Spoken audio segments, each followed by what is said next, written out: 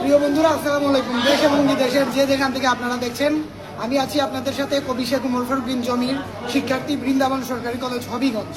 250 শয্যা বিশিষ্ট আধুনিক সদর হাসপাতাল হবিগঞ্জ থেকে আপনাদের সামনে আমি হাজির হয়েছি।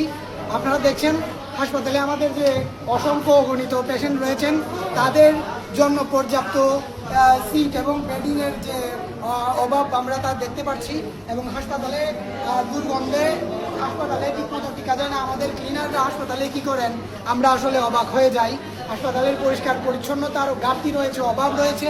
এবং হাসপাতালের বিশেষ করে শেখ হাসিনা একাডেমিক ভবনের যে 6 তলা রয়েছে, সেই 6 তলায় আপনারা জানেন, অনেকে হয়তো জানেন না, যে 6 তলায় ওয়ার্ড বয় আলমগীর এবং ওয়ার্ড বয় সুমন কিছু দালালদেরকে নিয়ে সেখানে সিন্ডিকেট তৈরি করেছে।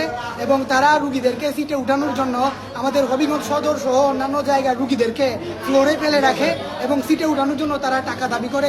এই প্রেক্ষিতে আমার সাথে মারামারি হয়েছে, আমি থানায় অভিযোগ দিয়েছি এবং এখানে পুলিশ এসেছিলেন, নিউজ হয়েছে, দৈনিক আয়না এবং চ্যানেল 5-এ নিউজ হয়েছে। আপনারা অবশ্যই দেখবেন এবং আপনারা সচেতন হবেন, আমাদেরকে সহযোগিতার জন্য এগিয়ে আসবেন, সেই আশা প্রত্যাশা থেকে বিদায় নিচ্ছি। আসসালামু আলাইকুম।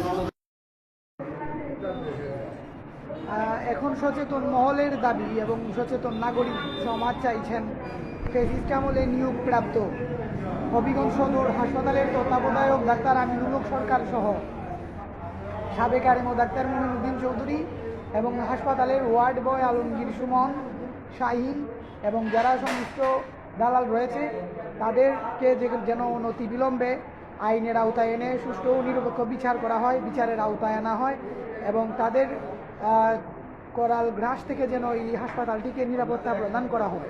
এবং বিশেষ করে পরিষ্কার পরিচ্ছন্নতার যে বিষয়টি রয়েছে, 18-19 জন পরিচ্ছন্নতা কর্মী হাসপাতালে রেখেও হাসপাতালটিকে এইভাবে আবর্জনার স্তূপে বাগারে পরিণত করা আসলে আমাদের জন্য অত্যন্ত ক্ষতিকর।